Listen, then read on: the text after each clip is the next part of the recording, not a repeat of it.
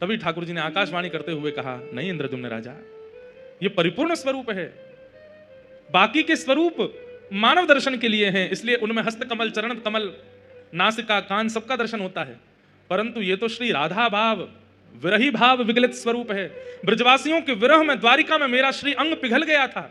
वही स्वरूप मैंने नारद जी को आज्ञा करके कहा था कि मैं कलयुग में प्रदान करूंगा सब जनमानस को दर्शन कराने के लिए। वही ब्रजवासियों के विरह में मेरा प्रेम विगलित स्वरूप ही यहां जगन्नाथ बन करके आया है।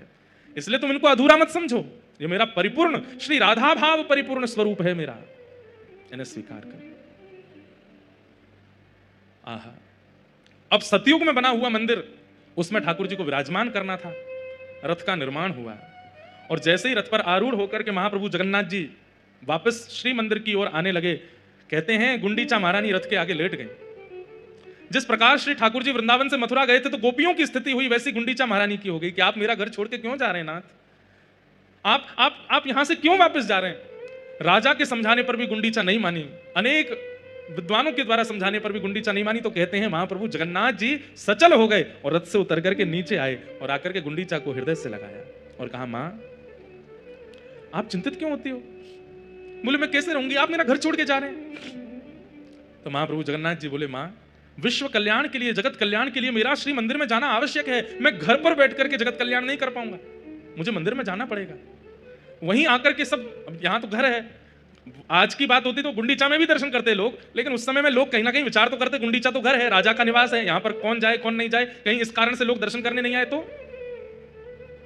और पूरी व्यवस्था और पूरे नियम से वो मंदिर बना है, सतयुग युग का बना हुआ मंदिर है, उसमें मुझे विराजना है मां। पर मैं वचन देता हूं, हर साल स्नान पूर्णिमा के 15 दिन बाद मैं स्वयं रथ पर आरूढ़ होकर के आपके घर आऊंगा और फिर यहीं रह करके अपनी मां के द्वारा प्रदत्त किए गए लालन पालन भोग सामग्री सबको स्वीकार करूंगा।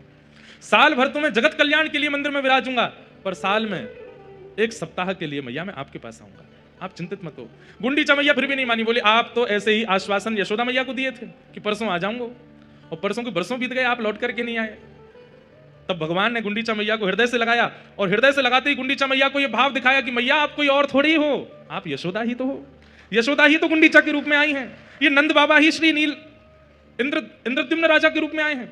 मैंने जो वचन दिया था कि मैं आऊंगा वो मैं जगन्नाथ भेष में पूरा करूंगा, आप यहीं विराजो। ये गुंडीचा वृंदावन है और श्री मंदिर द्वारिका है, और मैं द्वारिका से निश्चित यहां आऊंगा और आकर के आपको सुख प्रदान, अपना वचन निभाऊंगा। ठाकुर जी वर्षों पूर्व दिए गए द्वापर के वचन को निभाते हैं रथ यात्रा करके। ठाकुर जी ने कहा था कि मैं आऊंगा ब्रजमंडल, और ठाकुर जी जाते हैं।